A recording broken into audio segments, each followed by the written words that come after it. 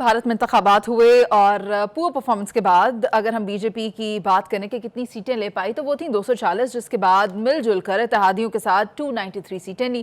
لیکن سلیم بخاری صاحب، 20 کروڑ مسلمانوں کی آبادی ہے بھارت میں اور 71 کی کابینہ میں مودی صاحب نے ایک بھی مسلمان کو وزیر کی جگہ نہیں دی. کیوں؟ جی، آپ کے سوال کے اوپر تو میں آؤں گا، لیکن اس سے پہلے چونکہ آپ بات کر رہی ہیں ہندوستان کی دلی میں جہاں حضرت غالب صاحب جو ہیں وہ چونکہ وہاں ان کی دفن ہیں، ان کے بارے میں تو خیر یہ خاص طور سے کہا جاتا ہے، لیکن عام طور پر اگر آپ کسی کا کوئی کوٹ غلط سنا دیں تو اس کی بھی پکڑ ہے، اور اگر کسی کا شعر پڑھ دیں غلط آپ ایسے بڑے شاعر کا تو اس کی تو معافی بہت کم ملے گی. لہٰذا let me correct my self first.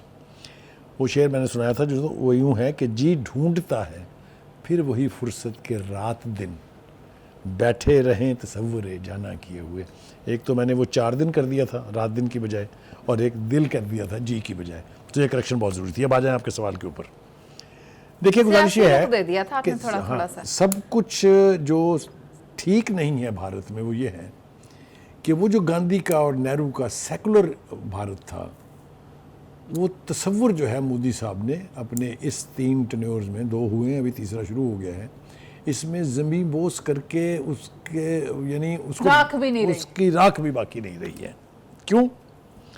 اس لیے کہ ان کے سیکولر بھارت میں اقلیتوں کے لیے بڑی گنجائش، اور ان کی کانسٹیٹیوشن میں بہت بڑی بڑی پروویژنز موجود تھیں کہ ہر اقلیت جو ہے اس کو اپنے مذہب کے مطابق عبادت کرنے کی آزادی ہے، ان کو سیاست میں حصہ لینے کی آزادی. وہ سب کچھ تو مودی صاحب نے برباد کر دیا ہے. وہ ان کی بی جے پی اور بی جے پی میں آر ایس ایس کے گنڈے، انہوں نے اقلیتوں کے ناک میں جو دم کیا ہے، چاہے وہ ایودھیا میں بابری مسجد کو مسمار کر کے وہاں رام مندر کی تعمیر ہو، چاہے آرٹیکل 370 کو واپس لے کے وہاں کشمیر کو ہڑپ کرنے کی سازش ہو، چاہے آر ایس ایس کے گنڈوں کا حجاب کو بنیاد بنا کے مسلمان لڑکیوں کی عزت کو برباد کرنا ہو. بہت ساری مثالیں میں دے سکتا ہوں. منی پور میں دیکھ لیجئے پچھلے کئی مہینوں سے کیا ہو رہا ہے. ایک عجیب قسم کی ریاستی دہشت گردی ہے. تو اس سب کچھ نے وہ جو کلیم تھا، دعویٰ تھا، یا جو ایک فیس تھا، اس کو تو بدشکل بنا دیا ہے. ایک بات. اب اس کے ریفلیکشنز کیا ہیں؟ اس کا ریفلیکشن یہ ہے کہ 20 کروڑ کی آبادی کے ملک میں جہاں 20 کروڑ سے زیادہ مسلمان ہیں، ان میں سے انہوں نے ایک بھی مسلمان کو نہ ٹکٹ دی ہے، نہ ان کے ٹکٹ پر کوئی مسلمان جیتا ہے. 240 ان کی اپنی سیٹیں ہیں اور اتحادیوں کو ملا کے ان کی 293 سیٹیں ہیں. اس کے باوجود اس میں کوئی مسلم ممبر آف اسمبلی نہیں ہے. دس سیز اٹ کہ صورتحال کیا ہے. دوسری بات یہ ہے کہ پھر انہوں نے وزارتیں بنائی، اور مرکز میں بھی بنائی ہیں اور ریاستوں میں بھی بنائی ہیں، تو کسی مسلمان کو اس قابل نہیں سمجھا انہوں نے کہ اس کو وزیر بنا لیا جائے. پچھلی حکومتوں میں ان کی جو 2014 میں تھی، اس میں ڈاکٹر نجمہ کو مرکزی وزیر برائے اقلیتی امور بنایا گیا تھا، اور 2019 میں یہ اقلیتی امور کا محکمہ انہوں نے مختار عباس نقوی کو دے دیا تھا. But that is end of it. اس دفعہ انہوں نے یہ بھی مناسب نہیں سمجھا.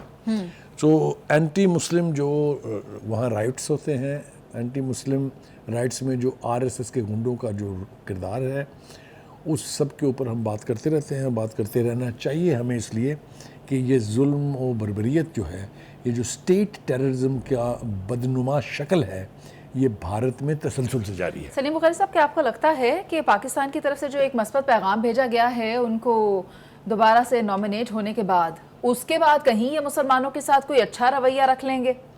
دیکھیے، پہلی بات تو یہ ہے کہ یہ پیغام کس کی طرف سے بھیجا گیا ہے. یہ پیغام بھیجا گیا شہباز شریف کی طرف سے ایز پرائم منسٹر، اور نواز شریف صاحب نے ذاتی طور پہ ان کو پیغام دیا ہے. ان تینوں کی آپس میں انڈرسٹینڈنگ اور دوستی ہے. خاص طور سے مودی صاحب اور نواز شریف میں they are hand in hand. اگر آپ کو یاد ہو ماسکو کے دورے سے واپس جاتے ہوئے بھی لی گئی تھی. ہاں، ماسکو کے دورے سے جب واپس جاتے ہوئے وہ یہاں رکے تھے اور جاتی عمرہ گئے تھے، اگر آپ کو یاد ہو. سب یاد ہے. لیکن یہ بات اس سے بھی پہلے کی ہے. اس سے پہلے جو اٹل بہاری واجپئی تھے، اگر آپ کو یاد ہو، وہ بھی نواز شریف کی دعوت پر پاکستان آئے دوستی بس کے ذریعے، اور منٹو پارک جو اب آزادی پارک کہا جاتا ہے جس کو، وہاں کھڑے کر انہوں نے پاکستان کی سلامتی کے لیے دعا کی. تو ان کے ادوار میں، یعنی مسلم لیگ نون کے ادوار میں، ہندوستان کے ساتھ پیش رفت ہوتی رہی ہے جو پچھلے کئی سالوں سے رکی ہوئی تھی. انہی کے دور میں آپ کو یاد ہے دوستی بس کا آغاز ہوا, انہی کے دور میں انڈو پاکستان ٹریڈ جو ہے وہ شروع ہوئی, انہی کے دور میں جو افغان ٹرانزٹ ٹریڈ کے لیے روٹ دیا گیا. تو بہت ساری ڈیولپمنٹس ان کے دور میں ہوئی تھی. توقع یہ کی جا رہی ہے اور ہم نے دیکھا کہ ان کی طرف سے بھی پیغام یہ آیا ہے کہ سیکورٹی کے معاملات کو چھوڑ کے باقی ہر لحاظ سے بھارت جو ہے پاکستان کے ساتھ دوستی کرنا چاہتا ہے. Practically how will they translate it into reality, it's a long way. اس وقت بھی بہت ساری بیک ڈور ڈپلومیسی جو ہے وہ چل رہی ہے, فرسٹ ٹریک, سیکنڈ ٹریک, یہ سب کچھ چل رہا ہے. اور ایک نہیں بہت ساری کوششیں چل رہی ہیں کہ ہندوستان پاکستان کے بیچ مخاصمت کی اس فضا کو کم کیا جائے.